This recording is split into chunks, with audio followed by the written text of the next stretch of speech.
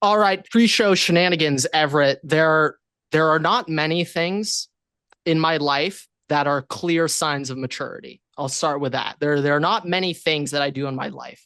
It's a clear indicator that I've grown up. But this recent habit that I've picked up is it's either the number one indicator that I'm maturing or it's the number one indicator of a recession incoming. So it's either or. We'll have to Can't be determine, but both, but it can be um both. my new daily 12 p.m., 1 p.m. tradition is to have my DC. It is my new tradition at noontime, lunchtime, to have my DC every single day. And this is the first sign of Well, maturity. Grant, I have to ask a question. Like, Many questions, you go know what? fire away. I think this is a universal thing. Grant, have you come into contact with any chemistry teachers in the past couple of weeks? No. Okay, because the chemistry teachers Maybe always drink Diet Coke. So I I had don't to think this is ask. just a chemistry. Well, No, but I well, know, but it well, is very knowing much like that a chemistry science teacher. teachers willingly choose DC Makes you feel better about it. makes me feel a lot better about it. But I would just say, just in general, uh, all working class people are pretty prone to the DC. Pretty Yes. prone No. to the I DC. mean, I So, think I think that this is a sign like, hey, you started your job a couple weeks ago, oh yeah, no, no, no, and no. There's a it's direct it's correlation with quickly that. come on. I think it's more of a next step in life kind of thing. You know, every so like sometimes you get really excited, you get a new barbecue, right? Like you're a kid, you're not thinking about that much. Right now, Fair. I think one of us got a new barbecue, we'd be pretty ecstatic about a new barbecue, Yeah, no, no. right? There's a direct correlation with me entering the workforce and then And DC, acquiring this DC yeah, practice yeah. routine. Yeah, I think that's the best Now, well, here's my other positive question: do connotation you still word. have coffee in the morning and then you follow it up with DC in the afternoon, or is it now just DC in the Just afternoon? one coffee in the Okay, morning. Like I'm now conscious of my caffeine intake. Now I'm okay, a lot more okay. conscious. I realize on like a per fluid ounce, this is where I'm getting nerdy, folks. On like a fluid ounce basis, DC's caffeine to fluid ounce concentration, it's up there with the elites. Okay. It is one of the most elite concentrations Yeah, out this is there where the chemistry teacher part's coming in in with the terms of DC. caffeine per sip. Okay. Purely based off that metric, elite numbers, unrivaled numbers, Yeah, really. you don't want to have that second cup of coffee No, because no, no, there's no, no, no, stuff no, that no. comes on with that second cup of Yeah, coffee. no, no, no, So no. Yeah, DC is like a little supplementation for the midday. the other thing that I'm picking up, slowly getting myself on board, every morning you just have to drink the company coffee. You have to. You don't have a choice.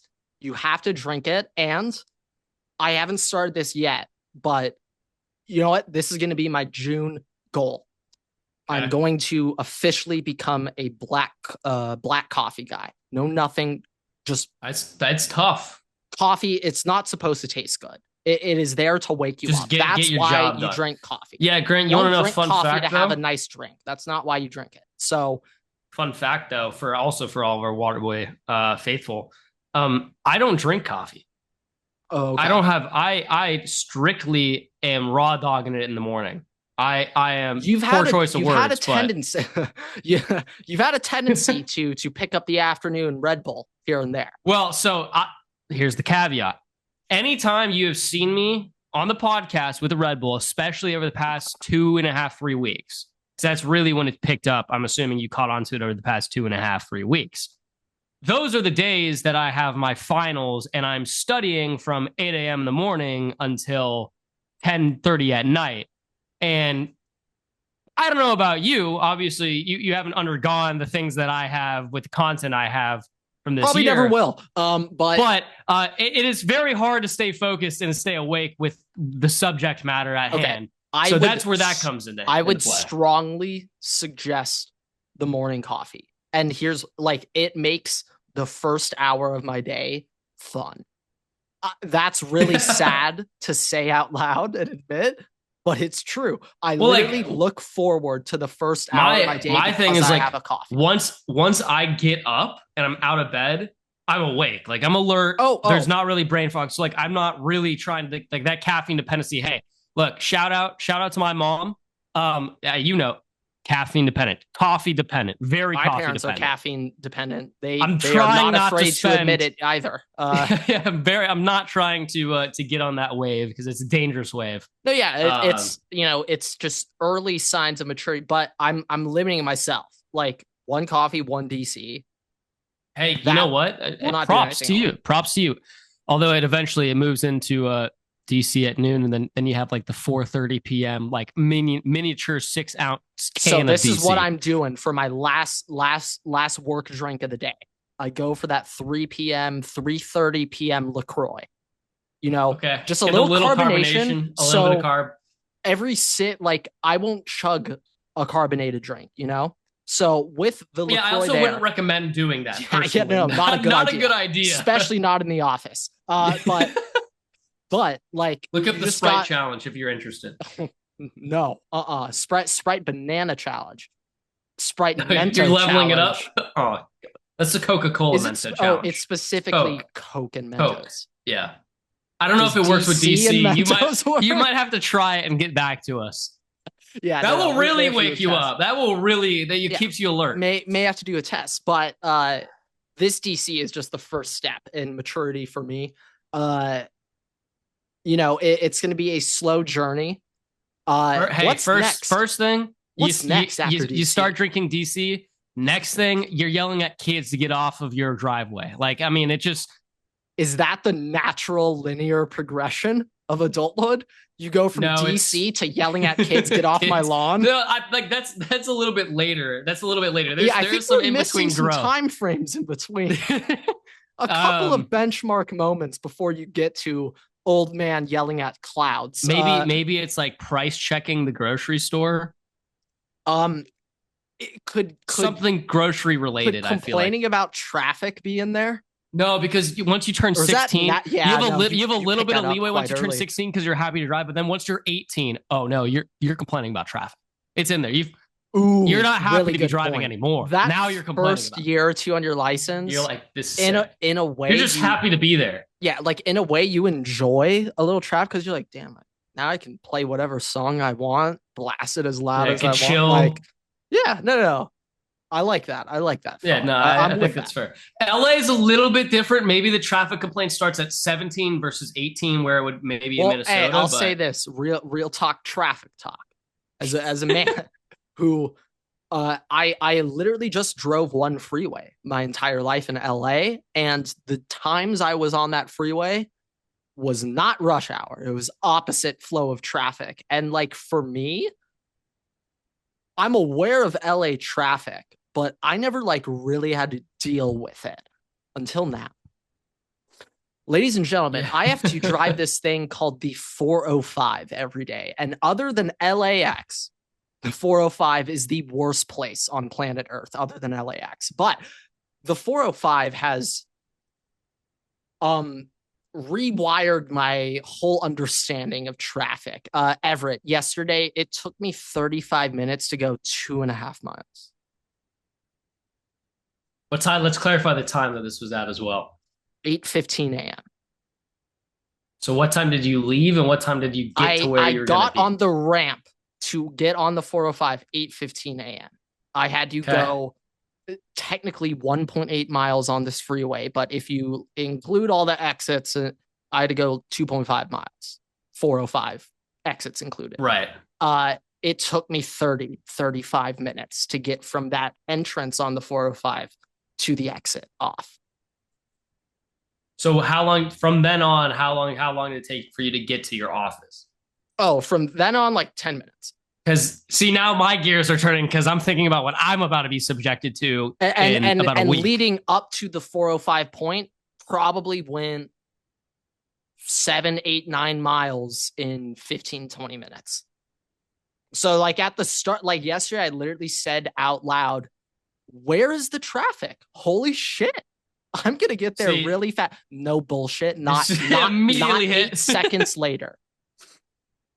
Standstill. And See, I was you're like, making me concerned because the I time sat that you there, I was got like, on the see, ramp, this is why you never try to get a win over traffic. the time that you got on the ramp You is don't the win time anything. that I'm supposed to be at my office. Well, if you'll be leaving earlier, and I think you're going to avoid a lot of it.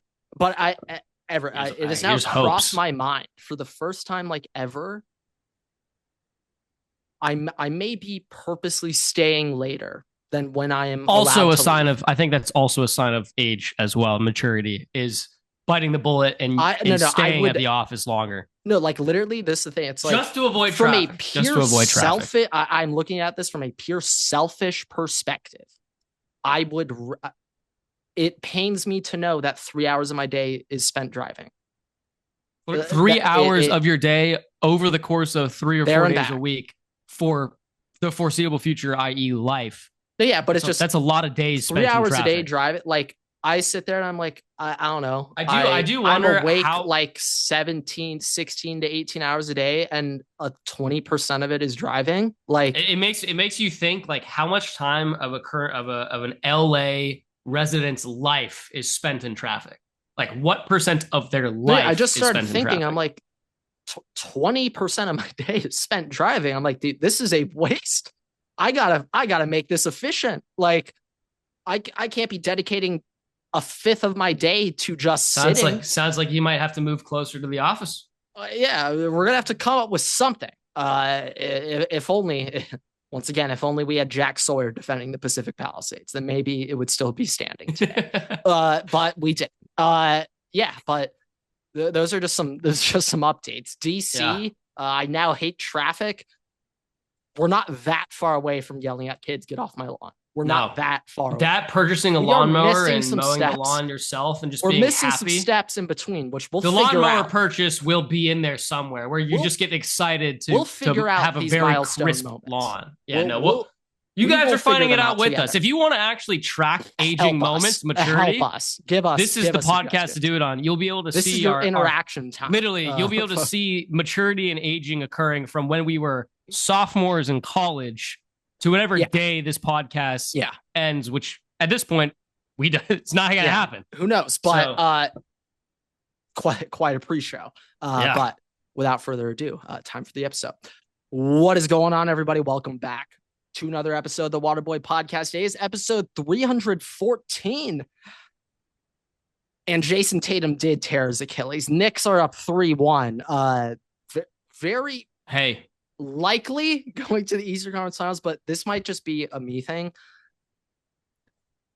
I expect the Celtics to win Game 5 like that. Like I expect them to beat the Knicks. Demonstrate. No comeback. No. Like, I mean like a comeback, meaning like they come back from the devastating from being down loss, 3-1. Sure. No, I expect them to absolutely rout the Celtics in Game 5. It's like a demonstration in honor of Tatum, and then kind of not even that. It's just like Celtics Game 5, regardless what the series. The Celtics are gonna win Game 5. Like that's already been finalized in my brain. I'm expecting a Jaylen Brown 49 bomb. I said that last episode. I'm really expecting it. And a Peyton Pritchard 26. This will probably be the episode we spend the least amount of time in the NBA. So the only thing I'm going to get out. First of all, hey, we live reacted to that ACL, or not the ACL, to the Achilles tear. I diagnosed it live. Just saying. And you did. That. You provided a time frame too. So we got a lot out. We got a lot out of that analysis. Good time. Hey, that's the one time posting on Tuesdays kind of worked. Or that was Thursday's episode, was it? No, Tuesday's episode. On Tuesday's episode. But tonight's the opportunity for the Wolves to close out Golden State before Steph gets back. I don't know how you feel about how that goes, if Golden State can pick it up or not. I feel like the Wolves are in a good spot at home to kind of close it out. And then you kind of see what's going to happen with OKC versus Denver. Either way, that could go a full 7 games, which I kind of feel like it will at this point. Go 7 games. Yeah, my one thought on that series specifically, it appears as if the refs, they're just like we're back in the 80s. Hand checking is fully allowed. You're allowed to assault each other on the court. Well, I'll be honest. Like, I think that. all of the Western Conference. I don't Oh know. yeah, no, just I haven't watched that much of the Eastern games. I've watched a lot of the Western Conference games. No, yeah, Across the general, board, there has been a lot of contact allowed between teams. They're letting them play, and like it seems like Jokic is quite bothered. Like that series specifically, it seems like Jokic doesn't like how physical it is. It's not what he wants to do. Lou Dort, the Dorture Chamber, one of my favorite players ever since that bubble series with the Thunder. When Chris Paul said, Lou Dort, dog. Shea, dog. And then Schroeder, dog. He said, I'll go to war with those three any day. Ever since then, my Lou Dort stock, I have continued investing. Quarterly. No, yeah. I think, I mean, if OKC and the Wild, they're not playing in the playoffs. If OKC and the Timberwolves make it to the Western Conference Finals, that might be one of the most physical matchups in the playoffs that we've seen. Because both teams play extremely physically. And Anthony Edwards. I'm interested how that would go. I am just going to add this one thing. Like, could you imagine? So, could you imagine if the NBA Finals was the Knicks and the Timberwolves based on how the season started, with Cat being traded, all that stuff? Oh, I would be very interested in that. Like storyline wise, that's beautiful. And I will just add though, if you're Karl Anthony Towns, and oh my god, sorry, just had to. If you're Karl Anthony Towns, you're on the Knicks, and obviously, like, you spent all of your career in Minnesota. You know how desperate Minnesota fans are for a championship. You love Minnesota. Does a part of you just like, fuck, dude? I know the Knicks want a ring, but I can't do Minnesota like that. Timberwolves. I can't do Minnesota like that. I don't think that's in Cat's mind. I think Cat's just thinking, oh my god, every time he gets the ball, just based off the clips I've seen. And I'm just talking his one season in New York so far, just off those clips, not even talking about what he did in Minnesota. But yeah, just an interesting kind of storyline. I wouldn't think that would be the case. Just in your heart though, and Karl Anthony Towns' heart, you got to be everyone involved to have extra juice. Dude, 100%. Julius Randle players, and I would say Dante probably has the most juice just because of the like public beef exchange back and forth. Yeah. But like Julius Randle, I would expect to like just perform the best, like emotionally. I feel like of all three of those guys, Cat probably is on the bottom of the ladder of extra juice, like kind of revenge game. Cat's feeling. Hyped that he just got to go to New York. Like that's hyped. Yeah. No, he's like, all right, sick. Yeah. Like I wish I could be in Minnesota, but like, all right, New York's pretty fucking sweet. Yeah, like Cat doesn't have but beef, like Julius Randle and Dante both are like, all right, we need to show up to the Knicks and like prove them why they shouldn't have traded us. Yeah, 100%. And like Randall's been really, really good. I gotta give him props. Randall, like he was kind of like a throw-in piece with Cat. Like, all right, you gotta give us a big back so us even out our starting five, but he's been really, really good, Randall. So like Minnesota, they just got that dog factor right now. And that makes them fun to watch in my eyes. I said this last year millions of times, but Jaden McDaniels still my favorite player on the T-Wolves, and I will just root for him whenever he's playing. So I mean, I'll also add though, like I was watching ESPN the other day, and they basically said, and I agree with it. Last year, Timberwolves were like gassed going into the Western Conference Finals versus the Mavs. Like the good thing is, the one team that would be more gassed than the T-Wolves is the Knicks. But also like coming into the Western Conference Finals, like if the Wolves make it, especially if they close out tonight, it's likely OKC or Denver will come in either off a 6 or 7 game series, playing a lot more physically over the course of the last 2 series than the Wolves have. So just a little note, because like also the Wolves kind of retooled a lot of their stuff to have depth compared to last year when they didn't have it. So they're kind of in a spot where they're trying to make up for the last year's Western Conference Finals. But enough with the basketball, enough with the NBA talk, Grant. This is not really a big of an NBA podcast. Grant, today It is the NFL schedule drop. Now, at the Well, time that we're yeah. We don't have the schedule drop yet, well, but we can I maybe have mine. predict. Yeah, no, So I don't have mine. Maybe we I could. have mine. Maybe I could predict a little. You could probably find it. We can go through mine while you're trying to find yours. Okay. At the time that we're recording this, this schedule has not like officially dropped. But as per every schedule drop year, all the games pretty much are leaked before the schedules actually drop. Period. Um. So Grant, this is the Vikings schedule for this season. While you're trying to find yours. Okay. Week I one, have two rumors, I have the and whole one of them eight. is the Vikings game. So Yes, week I have eight, one Thursday other night date football. that hasn't been announced. Yeah. Okay. So I have all the Vikings. It's not that it's just kind of been leaked and stuff. And Vikings fan base is very good at collectively figuring everything out and putting it together. It's great to be a Vikings fan, unless you're kicking a field goal in the playoffs. But week one, the Vikings are at the Bears Monday Night Football. Week two, Falcons at home Sunday Night Football. Week three, at home versus the Bengals. Week four, in Dublin versus the Steelers. Week five, in London versus the Browns.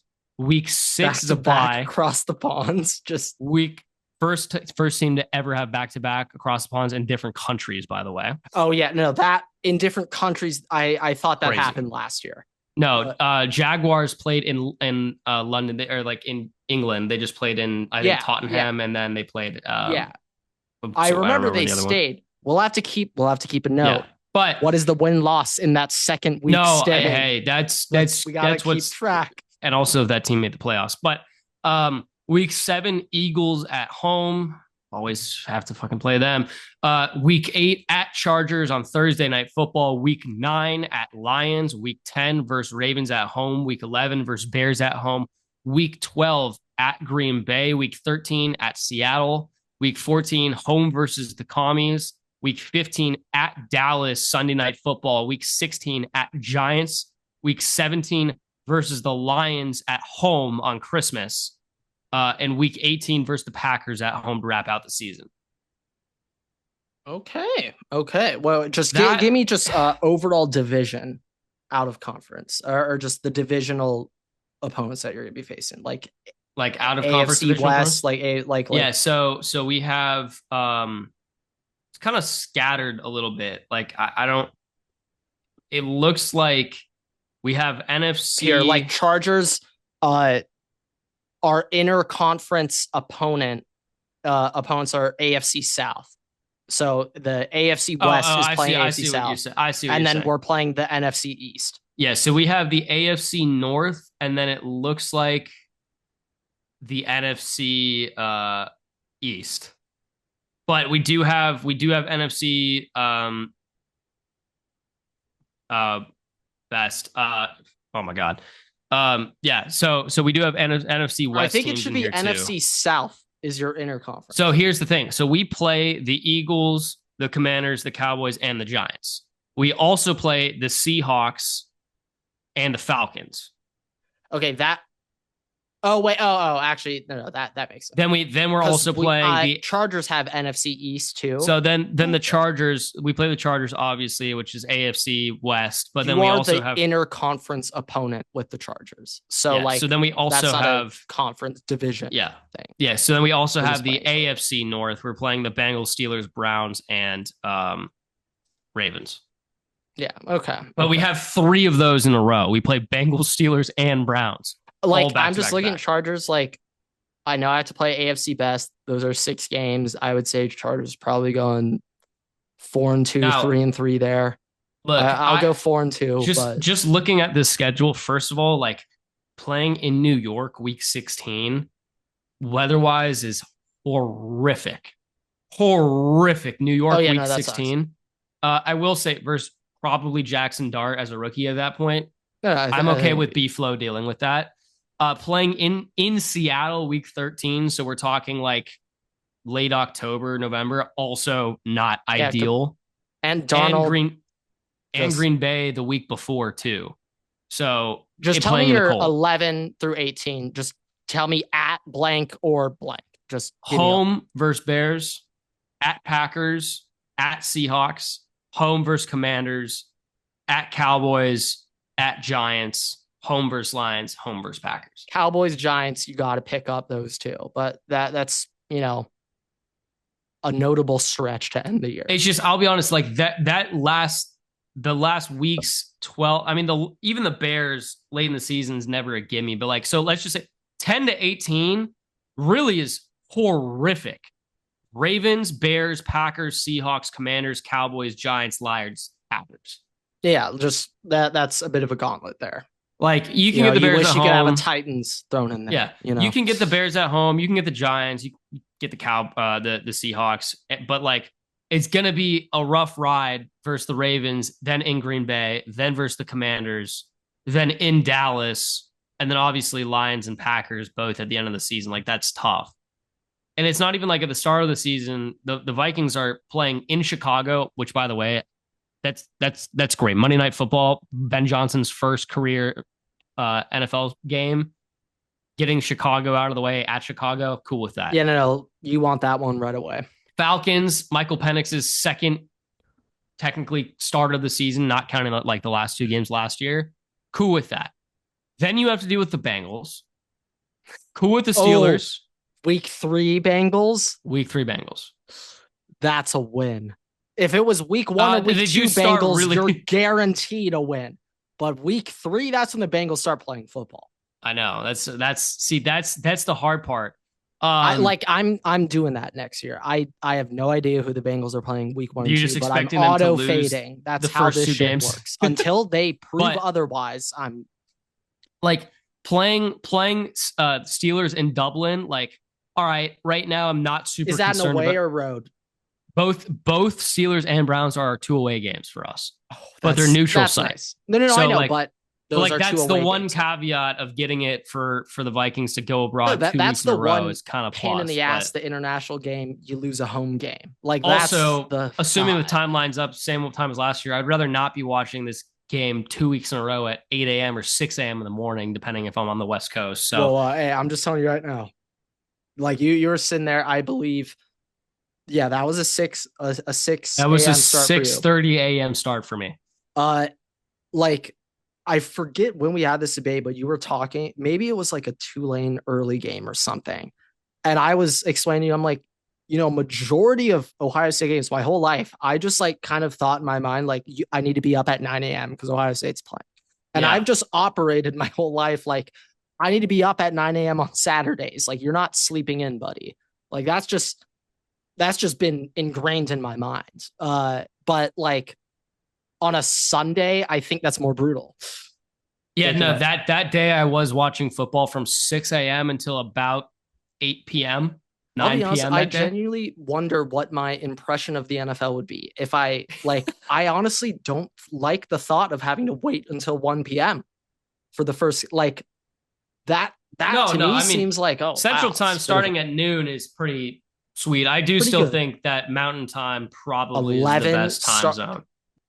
Specifically for the primetime night games starting at 6. Especially that too. That's because then you're also like, you get to watch it while you're like pre-gaming or you're just having dinner or whatever. You like go out, have a couple drinks. You just have a game throughout 6 to and it doesn't end too late. You can still go out. And if come home, go to bed early. Night owl, you still RIP Pac-12 after dark, but you can still have some late night games like at midnight if you're still up.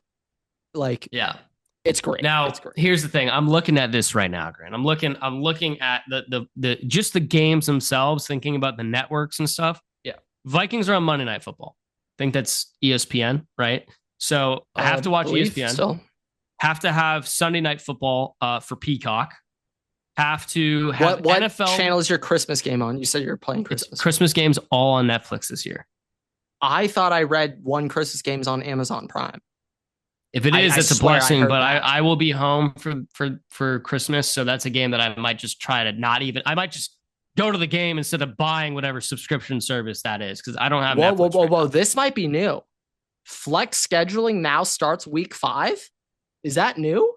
That I have no idea. Much early. I feel like in the past, it's like week 11 onwards. We start flexing. The Vikings at this point in time are currently on every single network possibly provided. They're on NFL Plus, they're on Amazon, they're on NBC/Peacock, they're on ESPN. They're on Netflix.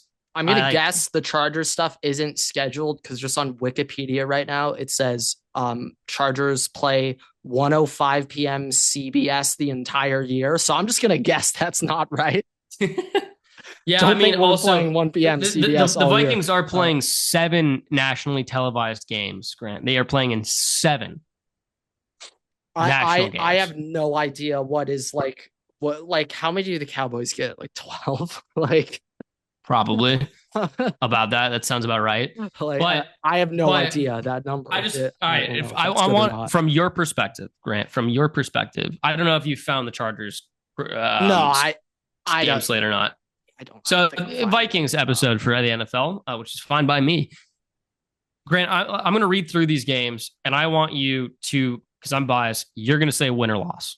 Okay, I'm going to keep track of it, and from your non-biased accounting, we'll have the final record for the Vikings. Yeah, like an at this outside point consulting. in time. Outside consultant. Yeah, no, you're a consulting firm. You're currently working for Deloitte. We're just gonna go like 3 games at a time. Just tell me 3 games, and we'll go with that. Then I was gonna do one by one. I think I need to see like 3 in 3 my in a head. row. You got to see So the just window. gotta get an idea, Okay. maybe some trends going on. Do you want like if it's Monday night, like you want it saying Monday night? Because I feel like that kind of because it's a short week. It could be like a short week. If it isn't on a Sunday, tell me if it's tell me if it's prime time.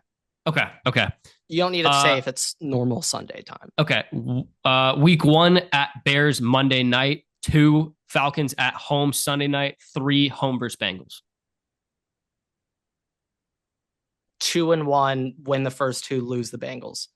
Okay, so we're saying WWL. Okay.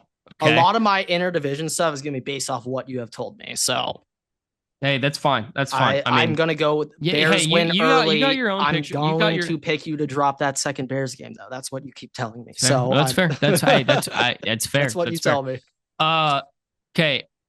Weeks 4, 5, and 6 in Dublin versus Steelers, in London versus Browns, bye week.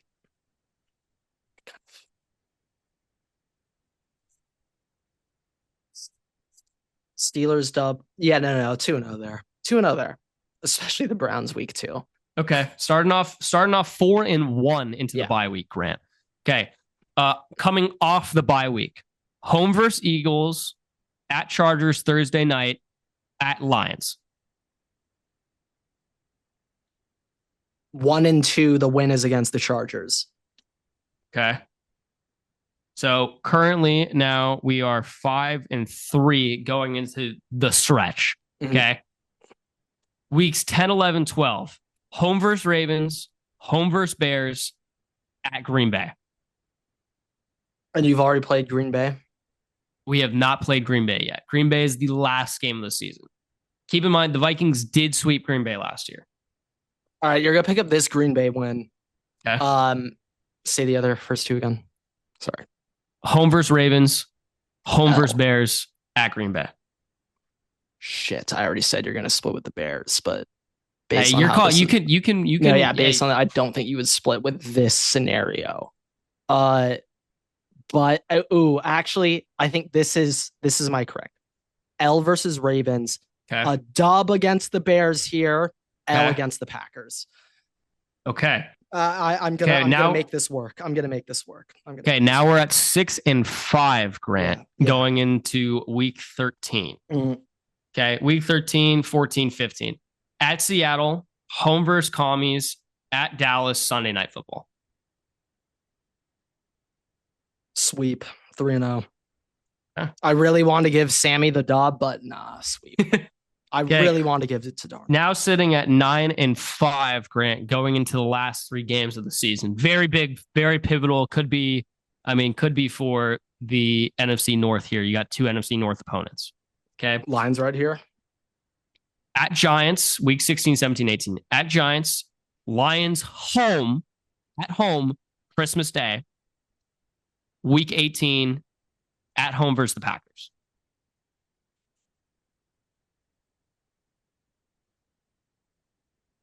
I was going to ask, what did I pick about Lions earlier, but no, I'm throwing that shit out the window. Divisional game. I don't care what happened. Giants dub. I'm trying to think at week 17, how would this NFC North standings look? How would it shake up at this point? And what am I thinking could possibly be happening? I feel a lot. It sounds weird, but I feel a lot safer saying you're going to beat the Lions than the Packers. Just thinking of end of year scenarios. But I'm going to say, I'm gonna do it. Giants dub, Lions dub, Pax L. You're sitting that last week. You've like clinched something's set in stone. Packers still need it, and like Jay Jetta's like yo ass is on the bench. Like, don't even show up to the stadium. You might get hurt on your drive over. Okay, Grant. So you have the Vikings 11 or 12. 11-6. You have the Vikings splitting the series with the Lions, sweeping the Bears, and losing both games to the Packers. Yeah, I think overall it's the safe play to go 3-3 there. I don't know exactly the mix, but actually, no. I think the safest play is be a 4-2. I would agree with the 4-2. I think that it's the safest. I think it's more likely that they split a series. They split a series with Lions and Packers, and they sweep the Bears. But no, I think that's the most makes sense. The most probable. But I could also see them getting. Works. I think I could more likely see them getting swept by. I mean, I agree with you. I'm thinking. Well, here's the thing. I'm thinking just sweeping Lions or Packers, and then you split with the Bears, and everyone's like, "What the fuck? What the hell?" Like that's how this works. That's fair. Interdivision. I also, I do think it's fair though. Like you were saying, okay, week 18, lose the Packers. Honestly, I typically have the Vikings losing the last game of the season because it's usually an interconference team or in-division team. For the most part of that point, I kind of think, okay, maybe the season's a little bit wrapped up, injuries, playoffs kind of thing. But like last year, they lost the Lions going into playoffs for. Did you also have Lions Packers last 2 weeks, or was it Lions Bears last 2? I feel like you had. I think it was Bears Lions. Yeah, Lions I think you was had the last week of the season. But Shefty just posted schedule is officially here. Okay, so let's get the Chargers one. Never mind. 5 p.m. is when they're announcing it on ESPN2. Don't know why he tweeted it's out now. Thanks, was incorrect, Shefty. Adam. Thanks, Shefty. But yeah, I mean, like the Vikings have a history. Adam is so funny. The Vikings have a history of losing that last game just because either like spotlight's too big or injuries or they just don't care. Or some team is playing like they literally have nothing to lose and the Vikings beat themselves and that team beats us and they end up having like the third pick instead of the first pick. The Vikings way right there. But like I could say it's probably like the Vikings could lose that first game of the Packers and then the last game of the week they just don't care. Yeah, I think just because secured something so they could just lose that game anyways and it doesn't matter. Yeah, I'm thinking just based off scheduling. So I think that's fair. Because the Packers is that last game. It's kind of the like if you're gonna pick the Vikings to be swept, that's the matchup. I will say, Grant, when you play going into week, I guess it would be week 11, or week 12. Just being 6-5, week 11. So being 6-5, like that is dangerous. I guess week 12. Because they have a bye week, but like 6-5, like that's if that's what happens, like spooky. That's like the turning point of the season. You start off 4-1, and then you drop down to 6-5. Like, yeah, hey, that could be we're losing. We're going 6-10, 6-11 this year, right? Because like you could just lose all steam with the way a team is. But I would agree. I think 11-6 is a very realistic number. Like it's not 13 wins like last season, and this is a much harder schedule. I'm thinking more so of our predictions last year that we had for the Vikings. I think you were at like 8 or 9, 9 or 8. I think I said they went 8 and 9. I was trying to be very humble and realistic, but like it was an overperform from what people expected last season. Right. They were better than what people thought, and so I'm thinking people are going to expect. Like, well, I mean, yeah, they'll be better next year naturally, but like here's the thing is I just feel like the NFL the JJ McCarthy kind of like flack like slander has been in very I'm not even thinking from No, I know, top. but I'm saying So like I have heard more people think that the Vikings are going to be a really crappy team this year than actually being good. Like even like Vegas has had them being the third or fourth team in the NFC North this year, which by the way is a value bet. But I'll be honest, when you just said Vegas third or fourth, I'm assuming you mean gambling companies. I just immediately thought Las Vegas Raiders. That's where no, mine. I was saying books. Yeah, yeah. Uh, Yeah. but But yeah, no, I think hey, if you went 11-6, I'd you take that. should be pretty hyped on I would that. take that. I would no, I would You should be be like completely okay. I pretty would be pumped completely on okay with that that. if that was the record. Yeah, I mean Chargers. I don't have the full like exact week by week. I have like the general opponents. But we'll do that next episode. I got a fun update here to wrap up with MLB. Uh, MLB Dodger update. The Los Angeles Dodgers have called up Dalton Rushing, number one hitting prospect in the org. Believe Dalton, let me get this. Dalton's 24 years old, turned 24 in February earlier this year. Rushing is an absolute dog. He's been the best hitting prospect in our farm system for a few years now, overtaking Cartaya. Kind of like when we started this pod, really. That's when he kind of started overtaking him. But we've talked about him a ton on this podcast. Rushing, he is a catcher. Once again, the Dodgers farm system, plethora of catchers down there. A lot of catching prospects. But starting last year, we had him moving around a little bit.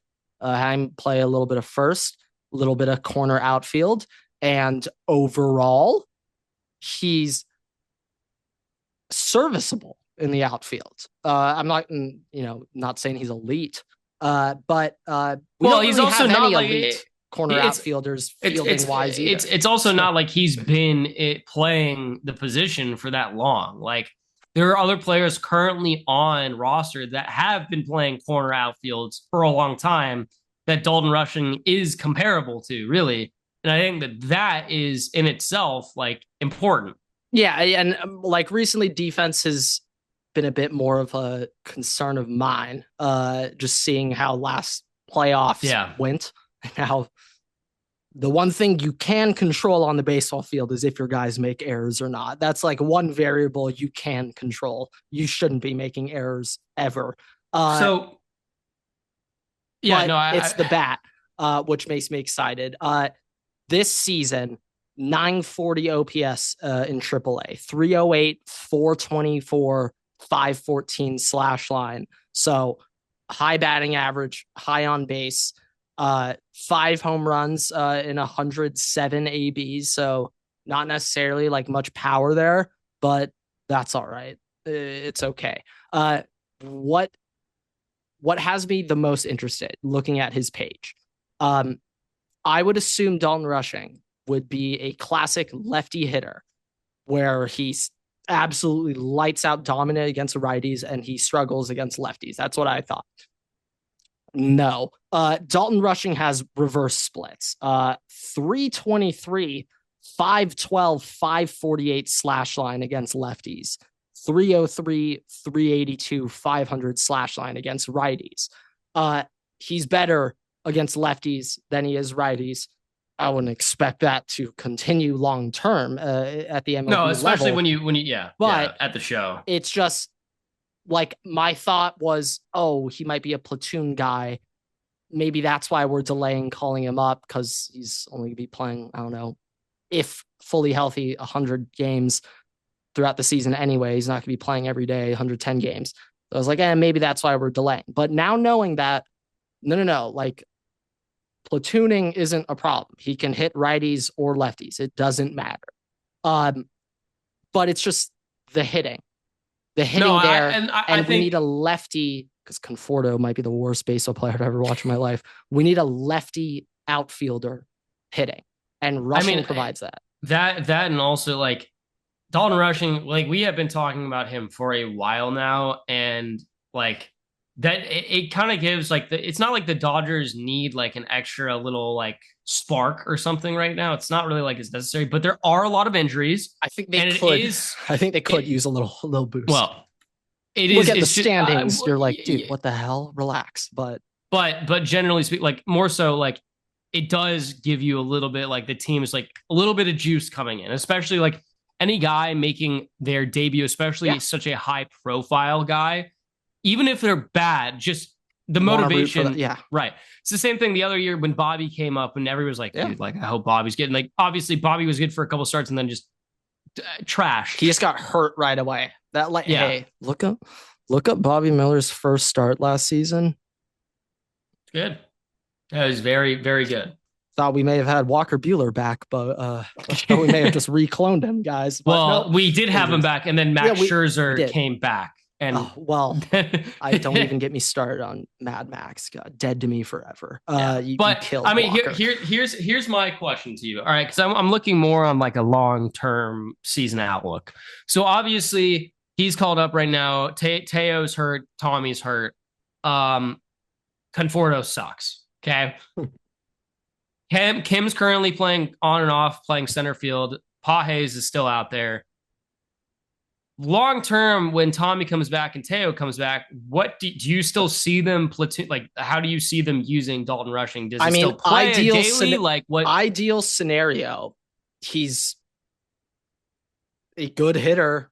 He's like, oh, guys, why didn't we do this last year? Like that, ideal scenario. He shows up. He hits so well. You can't drop him. He's undroppable. He needs to start every day. That's best case scenario. We found a new right fielder hitting 6-hole for us. And guess what? He makes $700K for the next 3 years, folks. So, if he stays in right, then where do you move Teo? He's left all time. He cannot get hurt. When he's in right, he's got to do more shit, and we need him hitting in the lineup every day. So I guess like Teo, get your ass back and left. I know you have a cannon, but I need you playing every day. So fair. No, so let's say long term, all this works Tommy, out. We want him at second. We need you playing every day. Center field, it's a little. Do you kind of platoon it a little bit more, and you do Pages and Kim on and off, just depending on the day? Yes. Pages, Kim, and it's a perfect platoon. Kim's lefty, Pages righty. Pages significantly better against lefties than righties, but I will say Pages right now, he's hitting the shit out of that baseball. So as long as you're hitting, you are starting in center. So I think also obviously Dalton Rushing, like he will eventually, like he will have days he plays catcher. There will be days he plays catcher. We did DFA Austin Barnes. Yeah. So as of right now, the two catchers on the roster are him and Rushing. And so with that in mind, we're not gonna be starting Rushing every day. He's gonna need to catch once or twice a week. And if he's doing that, we're not gonna have him be playing. That's also like the other thing, just like subtly. Obviously, like I know Austin Barnes was the longest tenured Dodger. Now it's CT3. And obviously for position players. Right. And obviously Kershaw, like that was kind of his guy. Who cares?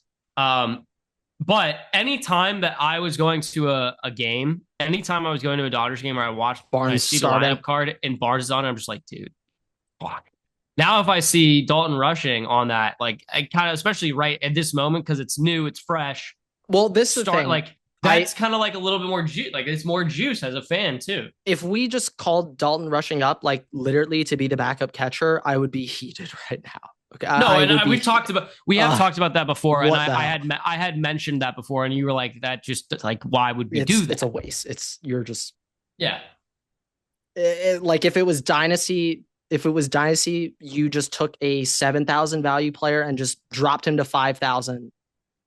So congrats. Like that's what it is. You just start the clock ticking for no reason. But knowing that he is the second catcher on the roster, like if Will Smith isn't playing, Dalton Rushing will be catching. Like there's no other option on the team. So knowing that, I'm imagining we have a plan set up for him where he's not going to be playing outfield every single day, but I don't think the Dodgers would burn him as a backup. So I think they are planning in between. No, 100%, especially now with Teo being hurt. Like it's the time to do it. And Conforto not playing well. But I do think really it was Conforto who they were like, no, okay, no, we're done and with this I shit. do think Like, it makes come on. sense because then like obviously Dalton Rushing like more or less is a quote unquote everyday guy, but he's probably not going to even as a backup catcher and outfielder, like he's gonna have off days on top of that. Yeah. And I think that the outfield is in a position right now where like it's really a platoon and it really works well because like Rushing won't be playing. Like you can have Conforto come back in or Pages or Kim or Kike playing out there. And obviously CT's still with the team for the rest of the season. So like, I mean, you really have a good rotation for really whatever the matter is. Yeah. And hey, if once or twice a week you have trash cans hitting 8-9 hole, like, guess what?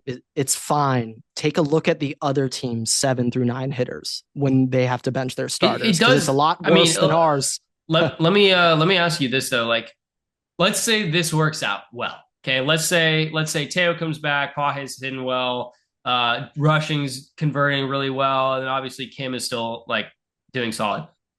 Conforto probably is a trade asset at the deadline. Well, no one's gonna like trade for him, so like we're just DFA. Just fun couple months, bro. Like because he's on a 1-year deal. That does make it more doesn't difficult for someone to want him, especially when he's not playing that well. Well, it's just because it's a 1 year. Like we don't give a shit if you cut him and you have to eat the dead. We don't give a shit. Who cares? Like no, cool. I got you. You know, like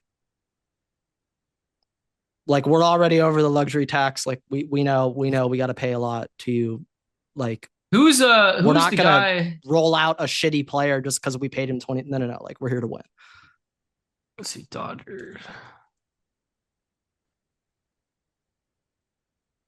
Yeah, I also did see that the Dodgers were apparently allegedly interested in getting Kyle Tucker. This could impact that maybe because Kyle Tucker is an outfielder.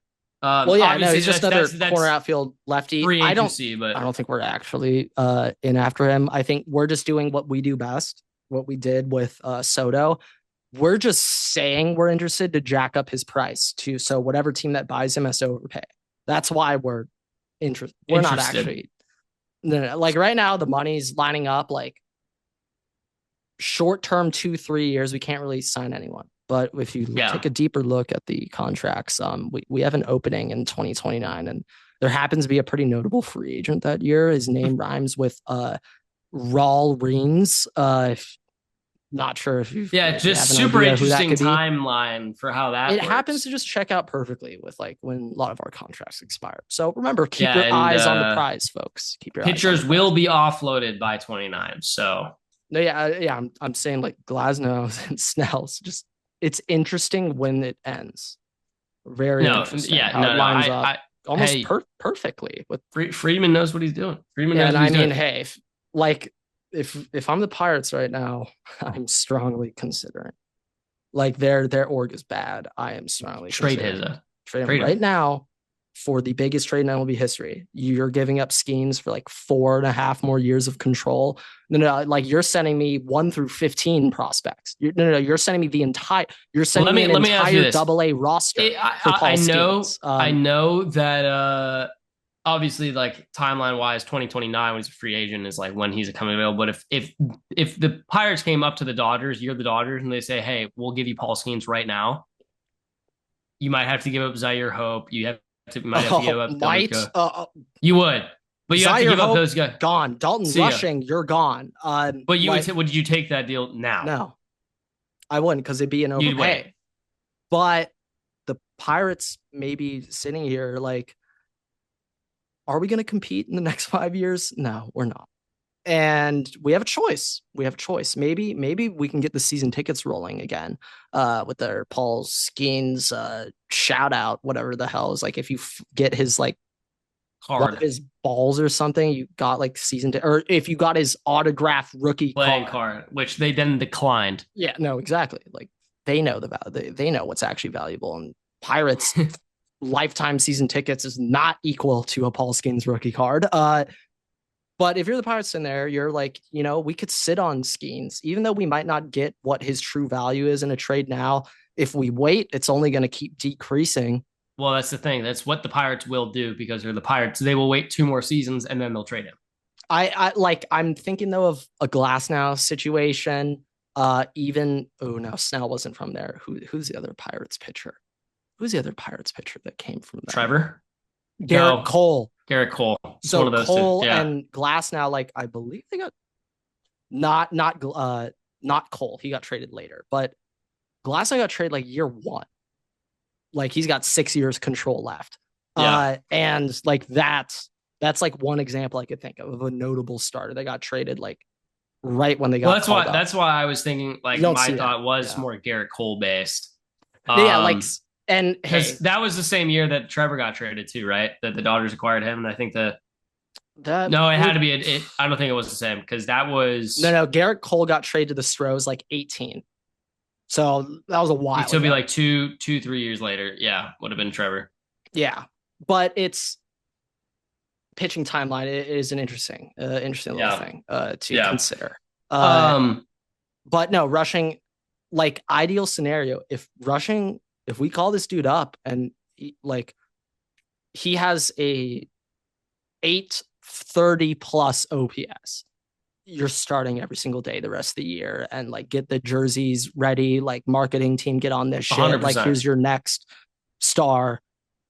It's been a while since we've had a rookie hitter get called up. It's been a while since Cody has came up with us. So like, come on, we're used to this, guys. There's always some excitement. Like, and that's kind of baseball. Like I was saying this before we made the World Series last year, like before last World Series, so 21 to 23, those 3 seasons, all 6 of those teams to make the World Series had 3 to 4 guys in their lineup making $700K, and they were producing. And like, it's just, you can't have a full starting lineup, 9 guys all on 10 mil plus contracts. Like no team is designed, like there's literally not a single team in the MLB where every one of their position players is on a free agent contract. Like that doesn't exist. And so you need those young guys overproducing on younger rookie contracts, just overperforming the shit out of their value. Like last year or 2 years or last year, Jackson Merrill, Padres. That dude is horrifying. I hate you, Jackson Merrill, because you're really good. That's why I hate you. And he makes $720K. And he plays like a $28 million player. No, yeah, 100%. You know, like you need to get those. I mean, that's also like the Dodgers. The Dodgers coming back into relevancy was also built on Manny Machado, Cody Bellinger. Well, like those trades too, but like Seager, Belly, Jock, that's what I'm saying. All getting called up with us. Will Smith getting called up with us, and they hit like, oh yeah, shit. No, but like that. I'm just saying, like the younger guys that still are kind of based on ARB and based on just like like the low scale contracts. Since 2019, we've kind of like since the Mookie trade, we've now shifted into like free agent trade mode a little bit. And they took the Rams perspective on things, which is okay. But last thing, I'm just going to say this as we wrap up the episode, Grant. But the Minnesota Vikings have the most wins of international games of all time. They are currently undefeated at 8-0. 8 international games. When was the first international Minnesota game? Do you have a date? Do not know, and I'm not going to spend the time to find that now. That could be something for the next episode. Very fair. With that, thank you guys so much for watching, listening, rate us 5 stars. You can find us on Spotify, Twitter, and on Instagram at WaterboyPod. You can follow me and Grant on Twitter at Everett and at WaterboyGrant. We post new episodes every week on YouTube and all podcast platforms. So make sure to subscribe, turn notifications so don't miss a single episode. We also post exclusive content on Instagram and on TikTok, so make sure to check us out there as well. Then we'll see you guys next episode. Waterboys out.